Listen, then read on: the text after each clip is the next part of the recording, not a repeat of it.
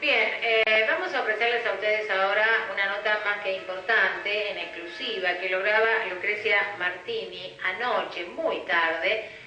Vamos a hacer una aclaración, es el audio de la nota porque no permitieron las cámaras. Tiene que ver con la causa FESET que se está llevando a cabo en los tribunales, desde donde se desprendieron varios temas, como por ejemplo el hecho de que en Casilda existiera un hijo de desaparecido. Se involucró el apellido Nabone, del fallecido, hijo del fallecido Nabone. Bueno, a raíz de esto, un periodista de la ciudad salió a decir lo suyo, por lo que fue citado a declarar. Todo esto lo explica en la nota la doctora Mabel Colalongo. Cité a una persona considerando que escuchó un programa de radio después de una audiencia en Paraná, en la causa donde se está investigando la supresión y de identidad de los hijos de Raquel Negro, nacidos en el hospital de Paraná, en el Hospital Militar de Paraná. Como en la causa Guerrieri, donde se dictó sentencia, se investigó la privación ilegal de Raquel Negro y de Valenzuela. En ese momento no se investigó el homicidio de Negro y no se podía investigar, considerando que ya había un registro de una causa abierta en Paraná, que habían nacido mellizos en el Hospital Militar de Paraná, y en el transcurso que la causa Guerrieri pasa de la instrucción al juicio oral, se logra ubicar a Sabrina. Nacen mellizos, una nena, un varón. Se identifica a Sabrina por los datos que aporta Costanzo, que es uno de los condenados en Guerrieri, diciendo que Negro había sido llevada al hospital de Paraná para dar a luz, que cuando dio a luz volvieron en un auto manejado por Pagano y Amelon, que trasladaban a Negro. Llegan a la intermedia el día que terminan matando a los 15 en la intermedia, que es el campo de Amelon. Presta su casa para trasladarlos de la escuela Mañasco, porque iban a empezar las clases para terminar de consumar, digamos, el homicidio de esta gente. En ese momento cuenta Costanzo que llegan y dicen que dejaron a la beba en una escalinata de un orfanato de Rosario, que pusieron un escarbadiente en el timbre, salieron corriendo, dejaron a la beba y llevaban muerta en el baúl a Raquel Negro. Con este dato se empezaron a buscar si en algún momento ese orfanato había dado noticias a la justicia civil o de menores sobre el hallazgo de una beba en la escalinata. Así fue, y así se logró identificar a Sabrina. En el recorrido también se logra información suficiente para llegar hasta lo que era el Instituto Privado de Pediatría en Paraná, donde trasladan a los mellizos, considerando que en el hospital militar no había un lugar adecuado para, o digamos, que funcionara como una maternidad donde pudiera brindarle a chicos, además que su mamá venía con un embarazo de mellizos, trasladada desde la Quinta de Funes a la escuela Mañasco, de la escuela Mañasco a la intermedia, donde su compañero y el padre de los chicos se habían embarcado en lo que se conoce públicamente como la Operación México, donde compromete su vida en realidad para, salvar de alguna manera la conducción de montoneros que estaban en México. Pero bueno, lo cierto es que se secuestran libros del IPP, del Instituto Privado de Pediatría, donde se registran el ingreso de 2 NN provenientes del Hospital Militar de Paraná, que ingresan tal día y se les da de alta a los 2 el mismo día. Sin embargo, Costanzo dice que, según lo que Pagano comenta y los que vienen del Hospital Militar, que el bebé, el varón, había nacido con problemas respiratorios, etcétera, y que supuestamente no quedaría con vida. Sin embargo, una enfermera y una empleada del IPP dice que fue dado en adopción dentro del mismo lugar. Lo cierto es que en los registros del IPP, los dos, Sabrina, que no sabemos que es la hija de Negro, y el varón, son dos de el mismo día.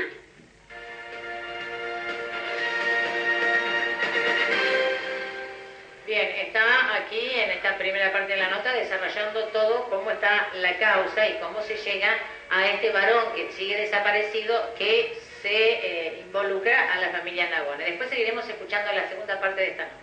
Bien, cambiamos de tema y tiene que ver con la municipalidad de Casilda. Seguir escuchando esto que es casi un testimonio, ¿no? En nota exclusiva con la doctora Mabel Colaló. Esto es lo que sabíamos en el momento que se hizo la causa Guerrieri. Cuando comienza el juicio oral en Paraná, ahora, hace un mes,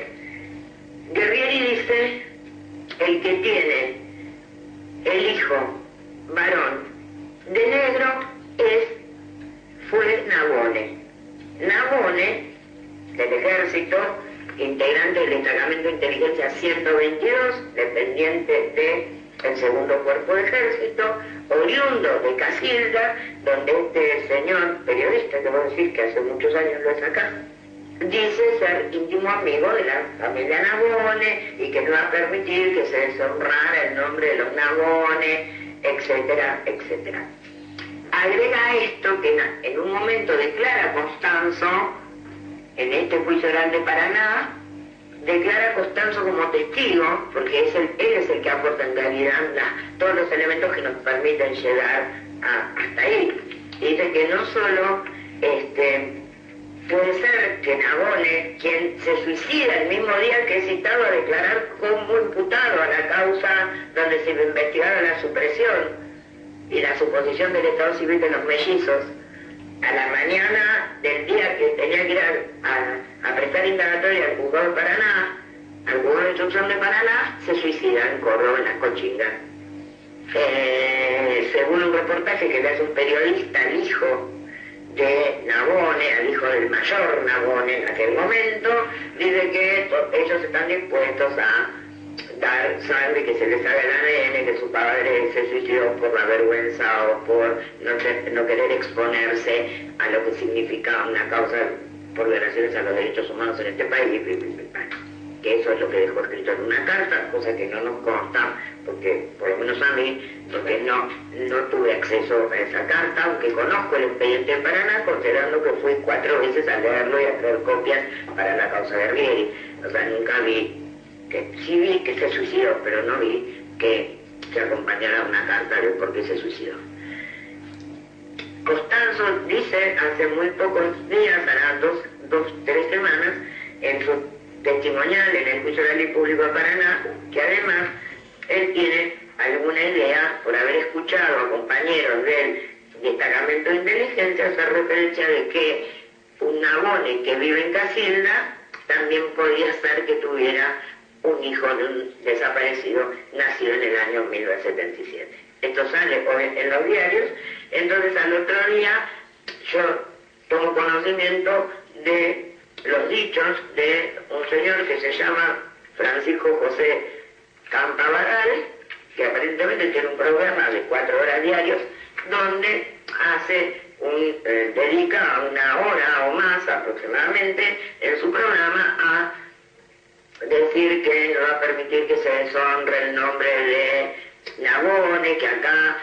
unos trasnochados que no saben nada y que recién empiezan a hablar de los derechos humanos,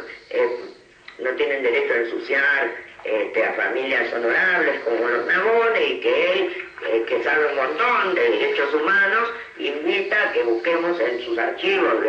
de hace 5 años información, y que él investigó seriamente todo esto y que ya como que él dictó una especie de sentencia periodística sobre si Nabone podía o no tener un hijo desaparecido, si el mayor Nabone se suicidó porque era deshonroso ser indagado o porque en realidad tuvo algo que ver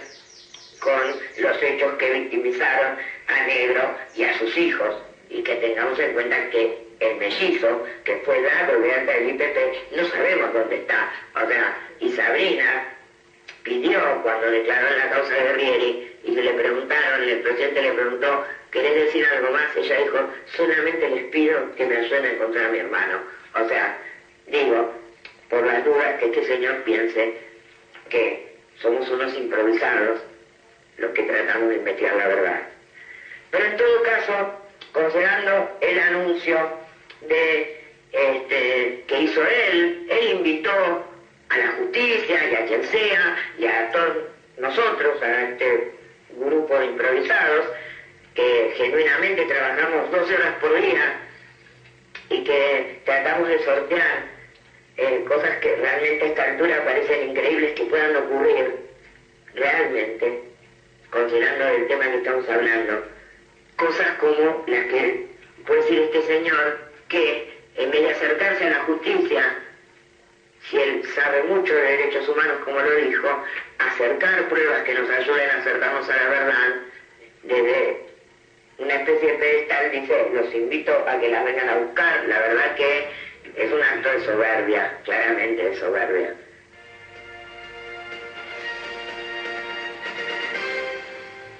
Pero esto no es todo, hay más, hay una tercera parte de esta nota, enseguida se la vamos a ofrecer. Vamos a compartir con ustedes la tercera y última parte de esta nota en exclusiva lograda por Lucrecia Martini anoche muy tarde con la doctora Mabel Colaló. Yo entonces, considerando esto, no, yo no lo cité, yo solicité al juez en el marco de la causa de Guerrieri, donde estamos investigando los hechos que o sea, la muerte de Negro, que es en este transcurso del traslado del hospital de Paraná a la intermedia, como dije antes. Entonces digo, si el señor sabe y dice que tiene un archivo, le pido al juez que, considerando lo que se dijo, acompaño la grabación del programa, se cite a testificar a este que vos decís que es periodista. Y el juez dice, muy bien, sí, entiendo que hay elementos suficientes como para que venga a decirnos todo eso que dice que sabe y que nos traiga todas las pruebas que dice que tiene. Entonces, como dispone y cumpliendo las reglas del Código Procesal Penal de la Nación, que es la ley aplicable para estos casos, se dispone la notificación en los términos que lo establece la ley formal, que nunca es la Constitución Nacional. La Constitución Nacional es el acto constituyente, es el acuerdo de una sociedad acerca de qué tipo de gobierno queremos, cómo queremos funcionar como sociedad, etcétera, etcétera. Esto lo digo porque hoy dijo que cómo se nos ocurre citarlo un día antes. Primero, en la justicia penal, procesal penal, la ley autoriza citarlo un día antes, o 2, o 3, o medio día antes. En ningún caso a los testigos se le anuncia sobre qué se le va a preguntar. En la citación tiene el número de causa en el marco en la cual fue requerido como testigo. Entonces, hoy, que era el día que tenía que ir a declarar hoy, a las 9 de la mañana, en vez de ir a declarar, desinforma nuevamente a la sociedad de Casilda, que claramente le cree y tolera, porque si no, no podría este señor decir alegremente un montón de cosas que además muestran una especie de impunidad, considerando que cualquier ciudadano sabe que cuando es citado como testigo es una carga pública y hay muy pocas excepciones para negarse a declarar como testigo. Es una obligación no disponible por el señor periodista, no disponible y no discutible. O sea, la procedencia o improcedencia como testigo la verificó el juez cuando decidió hacer lugar a mi pedido. No es él el que tiene que decir si es procedente, improcedente, y sobre todo mentirle a la sociedad que en la Constitución se establece un plazo de 3 días para ser citado como testigo, porque eso es una absoluta mentira. Al incurrir en falta, es decir, al no presentarse, Es un delito, claramente. un delito. O sea, ¿Cuáles es un son las delito. pasadas a seguir? O sea, es un delito, porque solo una persona que es citada como testigo, Sí. cuando se lo cita cumpliendo con la con todos los requisitos que establece la ley, y así fue citado el señor. La citación fue impuesta por un juez federal y fue notificada, como lo indica el artículo 154 del Código Procesal Penal de la Nación, y no en la Constitución, como dice. No ir y decir que no va a ir, que va a esperar una segunda citación porque es improcedente, es claramente un acto consciente, decidió no ir a declarar. De modo que ahí comete un delito. Está previsto y penado en el capítulo que el Código Penal trata los delitos de resistencia a la autoridad o desobediencia a una orden judicial. De manera que ya consumó el delito, ya lo consumó, porque si él dice en una radio, como lo dijo hoy, que, mintiendo obviamente, que fue citado de manera improcedente, porque no se cumplió con los 3 días de plazo que establece la Constitución Nacional, todo absolutamente descabellado. O sea, para cualquier persona que razona, sabe que la Constitución no establece plazos, decidió no ir a declarar, no ir, que me cite otra vez. No es disponible, es una obligación, con lo cual no justificó su incomparecencia. Decir estas cosas por la radio, mintiendo acerca de que la Constitución establece un plazo que no puede ni lo establece, muestra claramente que su incomparecencia fue dolosa, fue pensada, fue diseñada, y por lo tanto, obviamente, eso ya es un delito consumado. Penado, descrito en el Código Penal, artículo por la duda 243 del Código Penal, porque a lo mejor el señor dice que está previsto, no sé, en la Constitución Nacional, no, en el Código Penal, que es el que rige en estos casos. Y por supuesto, además, en toda citación como testigo, como te dije, rige el artículo 154 del Código Procesal Penal de la Nación, que expresamente dice que una persona que no concurre inmediatamente puede ser llevada a declarar por la fuerza pública. No me alteraría tanto si este señor no hubiera dicho todo lo que dijo, si además no hubiera tratado con desprecio una citación en estas causas, como si además no hubiera dicho que él también fue víctima de violaciones a los derechos humanos, como lo dijo en el programa este mismo que dio origen a mi pedido de que vaya a declarar como testigo.